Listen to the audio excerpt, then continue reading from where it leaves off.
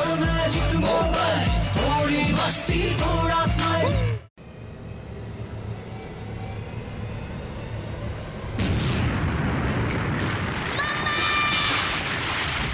मासी जी बढ़ जाइए।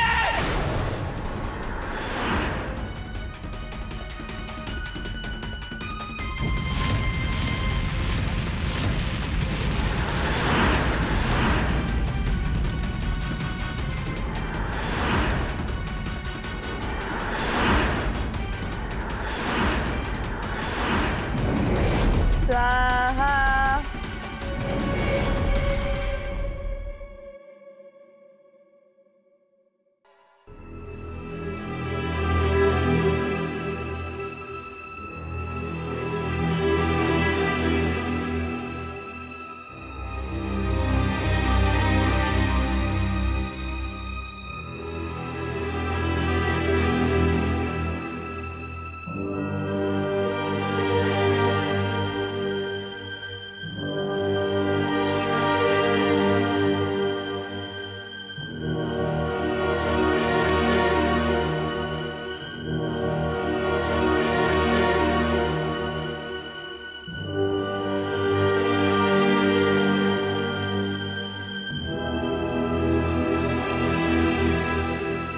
मम्मा मैं आपको कभी परेशान नहीं करूंगी।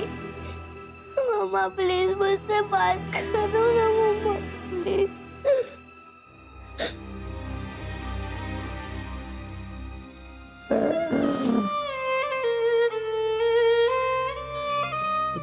परजाई जी। वीर जी। हाँ परजाई जी। मेरी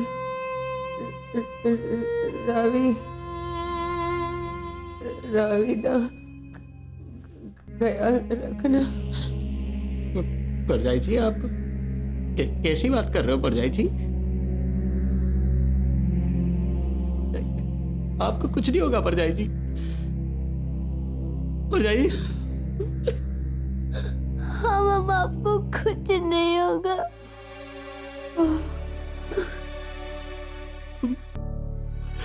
हम लोग ना परजाई जी रविंदर सवन दोबारा चलेंगे। वाहिगुरु जी के परजाई जी।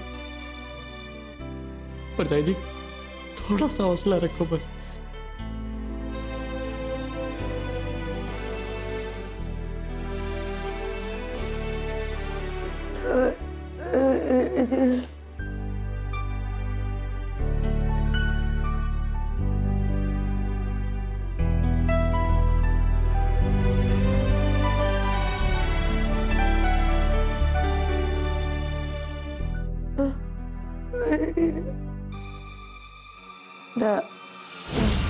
मामा परजाई जी।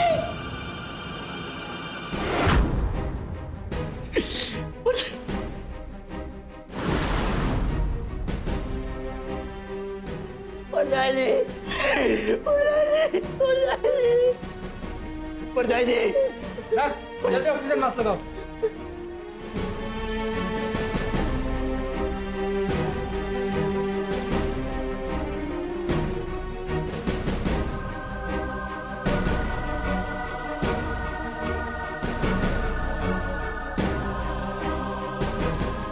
प्लीज आप लोग बाहर जाइए, पेशेंट को अकेला छोड़ दीजिए। नहीं नहीं मुझे मम्मा के पास रहना है। मुझे मम्मा से बात करना है। प्लीज आप लोग बाहर जाइए। आजा पुत्र। नहीं मम्मा। आजा शेरे, हम ना फिर से आ जाएंगे मिलने परजाई जी से। वो भी जो डॉक्टर साहब है ना उनको दवाई दे रहे हैं। आजा तू ना शेर पुत्र है।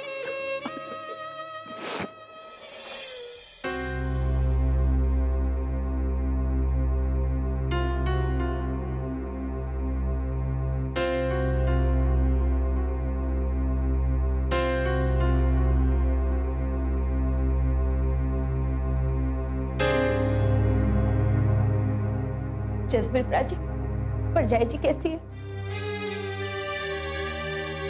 हालत बहुत ही। बोलो ना चाचू, मम्मा कैसी है?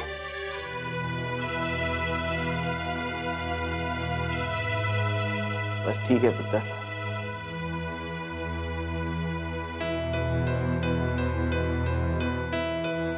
पुत्र, बुरी खबर ना ऐसी ही सुनाई जाती है, ना बिना बोले ही समझ। बम ब्लास्ट का सुनकर और सोचकर ही मेरा कलेजा फटे जा रहा है।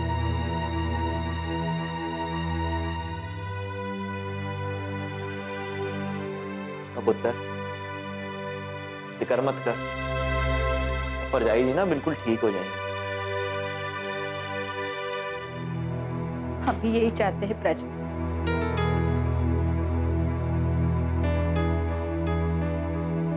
जल्दी से दवाइयाँ मंगा लीजिए, हमें ऑपरेशन करना है।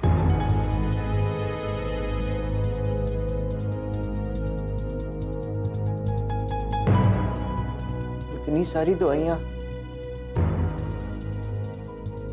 मुझे ना रविंदर को साथ ले जाना चाहिए, उसके साथ ही मैं तिजोरी से पैसे निकलवा लूंगा। और रविंदर पुत्र, और तू और रोहन ना चलो घर चलो, वो जाके थोड़ा आराम कर लो। कब तक रहोगे यहाँ पे? चलो आ जाओ। नहीं नहीं, मैं अपनी मम्मा के पास ही रहूंगा। मैं मम्मा को छोड़ के नहीं जाऊंगा।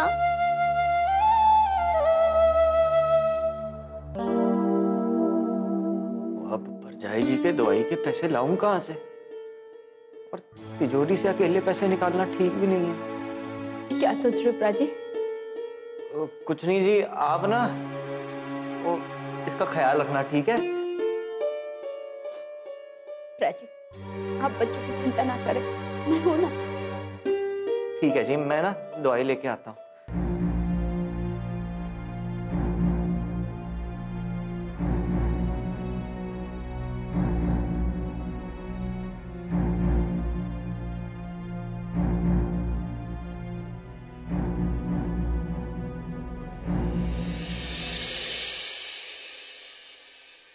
ओ जी, आपको पता है ये ब्लास्ट किस में हुआ?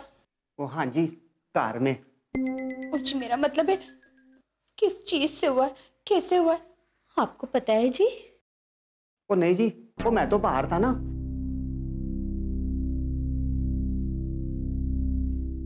ओ जी, ये ना उसी पैकेट से हुआ है जी, जो मैं छुपा रही थी उस दिन और आप खोलने की बात कर रहे थे, याद आया?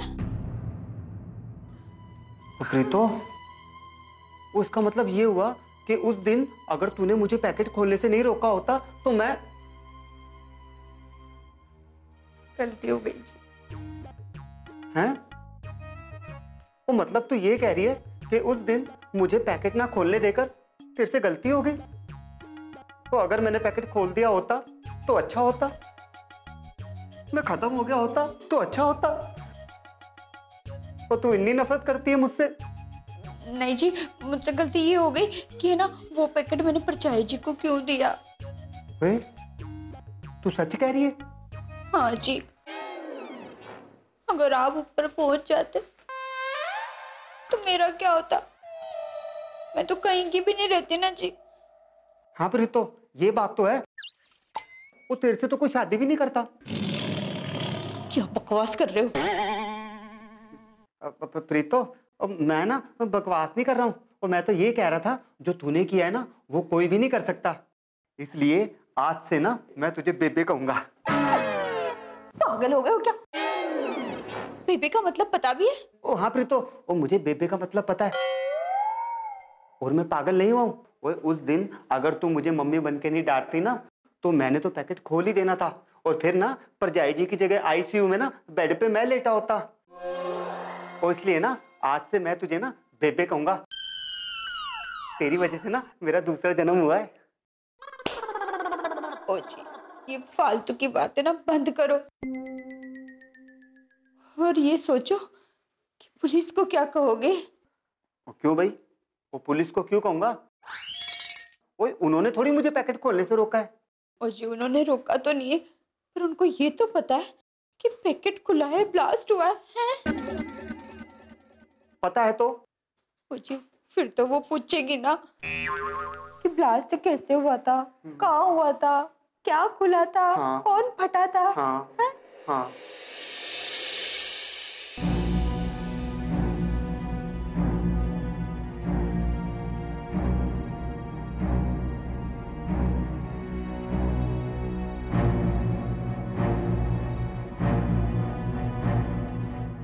लगता है ये एक टाइम बॉम्ब था और उन्हें पता चल गया था कि पुलिस यहाँ आने वाली है और इसी फ्रस्ट्रेशन में उन्होंने ये कदम उठाया। इंस्पेक्टर, मुझे नहीं लगता कि उन्हें इस बात का पता था, बल्कि आतंकवादी तो अपने साथियों की रिहाई को लेकर बहुत खुश थे। लेकिन अचानक रविंदर ने उन सबको जमीन पर कैसे गिरा दिया, ये बात तो वो खुद भी नहीं समझ पाए। और यहां तक कि हम लोगों को भी नहीं पता चला कि असल में हुआ क्या था।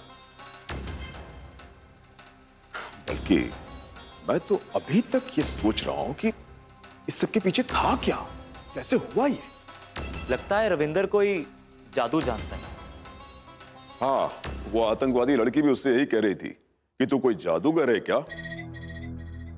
रविंदर ने उन आतंकवादियों पर तो जादू कर दिया, लेकिन अपनी मम्मी के लिए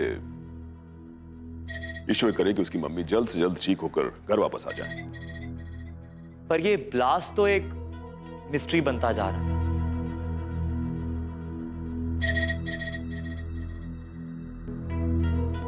इन टुकड़ों के अलावा कोई और सुराग नहीं मिला और इसको देख के लगता है कि बॉम्ब किसी पैकेट में था और उसी में से बॉम्ब फटा है। तो फिर करना क्या है? मैं तुरंत इस एविडेंस को फोरेंसिक डिपार्टमेंट भेजता हूं सर। तुम्हें जो ठीक लगता है वो करो, लेकिन मुझे ऐसा लग रहा है कि इस ब्लास्ट के पीछे किसी घर के आदमी का हाथ है, जिसने इस सिचुएशन का फायदा उठाने की कोशिश की है।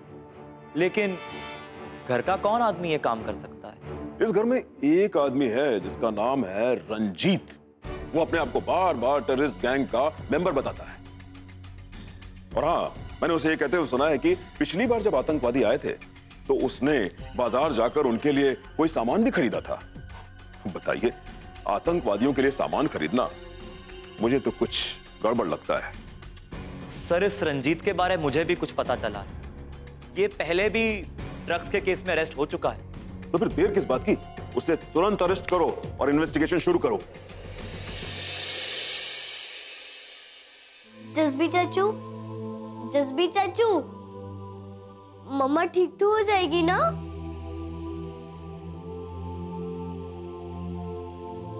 हाँ पुत्र, तेरी मम्मा बिल्कुल ठीक हो जाएंगी। तू परेशान मत हो, चाचू है ना। कितना टाइम लगेगा? आप जाकर एक बार डॉक्टर से पूछिए ना जसबी चाचू। पुत्र, डॉक्टर उनको दवाई दे रहे हैं, उसके बाद उनका ऑपरेशन होगा। वो टाइम तो जाएगा ना बच्चा। रावी, तू परेशान मत हो, वाहिगुरुजी सब ठीक कर देंगे। मैंने वाहिगुरुजी से प्रार्थना की है। चाचू, आप एक बार डॉक्टर से पूछ कर आओ ना कि मम्मा कब ठीक होगी, कब ठीक होगी मम्मा। ते नहीं है बच्चा, अभी डॉक्टर साहब खुद ही आएंगे ऑपरेशन के बाद बताने के लिए, ठीक है?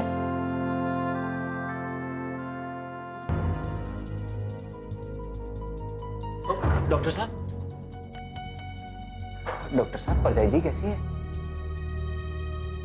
देखिए, ऑपरेशन तो हो चुका है, लेकिन फिलहाल कुछ नहीं कहा जा सकता।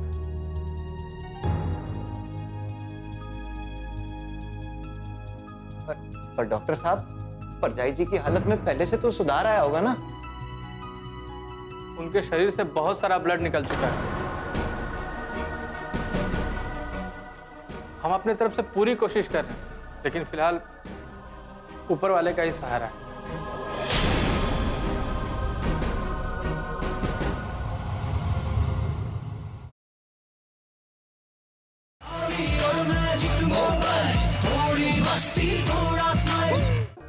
मुझे मम्मा के पास जाना है। पुत्र, तेरी मम्मा ना अभी ठीक नहीं हुई है। कब ठीक होगी? कितना टाइम और लगेगा? देखो बेटा, आपकी मामा ठीक हो जाएंगे, लेकिन थोड़ा वक्त लगेगा। कितना टाइम लगेगा? मुझे मेरी मम्मा से मिलना है। बेटा, अगर अभी आप अपनी मम्मा से मिले ना तो उनकी तबीयत और खराब हो जाएगी। आप वाहेगुरु से प्रार्थना करते हो ना, तो आज आप अपनी मम्मी के लिए प्रार्थना करो। वाहेगुरु आपकी मम्मी को बिल्कुल ठीक कर देंगे। बैठ जा पुत्र। हॉस्पिटल में खड़े खड़े ना टांगे दुखने लगी। इसमें तेरा कोई कसूर नहीं है, बुढ़ापे में ना ऐसी होता है। चुप कर। चलिए। क्यों चलो जी? वो साडा ना चलने का मन नहीं है, रुकने का मन है। और वैसे भी ना परजाई जी की तबीयत खराब है।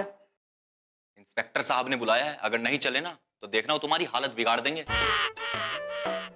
जी दिखता नहीं हम कितने दुखी है। ऐसे मौके पे तो नरमी से पेश आओ जी। ओ जी नरमी से ही पेश आ रहा हूँ, वरना कलेक्टर साहब ने तो बोला था डंडे बजा कर लाना। अच्छा अच्छा। प्रीतो, वो तू कुछ करना, मुझे बहुत डर लग रहा है। ओ जी अभी तो डर लग रहा है, फिर दर्द होगा। डंडे पड़ेंगे डंडे। ओ प्रीतो, ओ ये तो मैंने सोचा ही नहीं था। ओ जी थैंक यू है जी, थैंक यू। ओ भाई साहब, आपने पहले क्यों नहीं बताया कि इंस्पेक्टर साहब ने अर्जेंट बुलाया है? चलो जी चलो। हवलदार साहब, हुआ क्या? कुछ नहीं, आप रुकिए।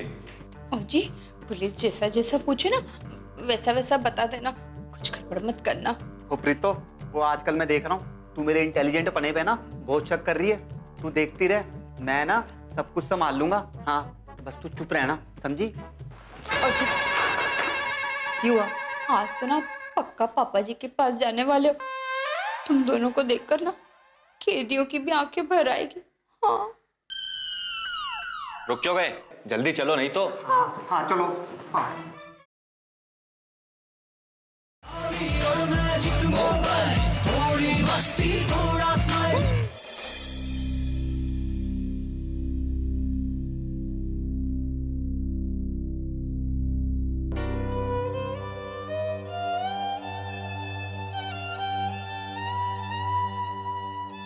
मम्मा प्लीज आप जल्दी से ठीक हो जाओ। आपका रविंदर बहुत दुखी है। मम्मा आपके बिना उसका मन ही नहीं लग रहा है। मम्मा मैं आपका रविंदर।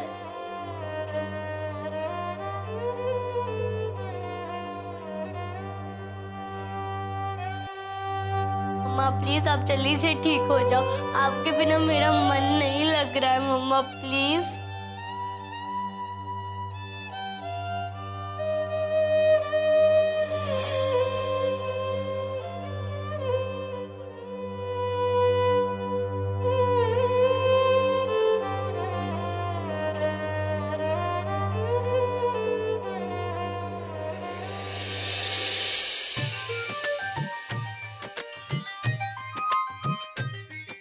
सरकारी आदमी काम उम करके थक जाता है भाई, कितना काम करेगा।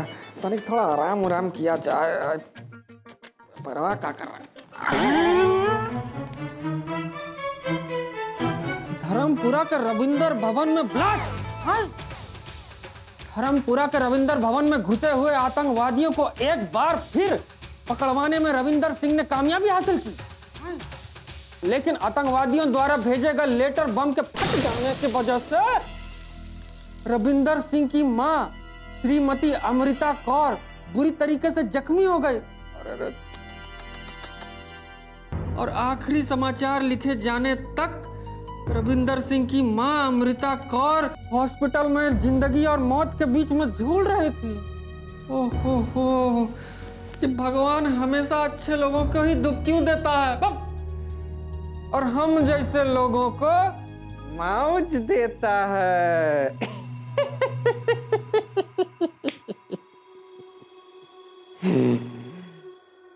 भगवान के यहाँ बहुत अंधेरा है। हमारा मतलब है भगवान के यहाँ देर है और अंधेर नहीं है। अरे हम तो उम्मीद ही छोड़ दिए थे, लेकिन ऊपर वाले ने हमको एक बार फिर से मौका दिया है वो रविंदर भवन को अपने कब्जा में करने का सपना पूरा करने के लिए। रविंदर, तुम आतंकवादियों को तो भगा सकते हो, लेकिन रंजन सिन्हा से पार नहीं पा सकते। तू आतंकवादी जो अपना बड़का बड़का बंदूक से नहीं कर पाए, रंजन सिन्हा अपना छटका सा खपड़िया से करेगा। अब हम आ रहा हूं तुमको घर से बेघर करने के लिए। मजाक समझे हो क्या?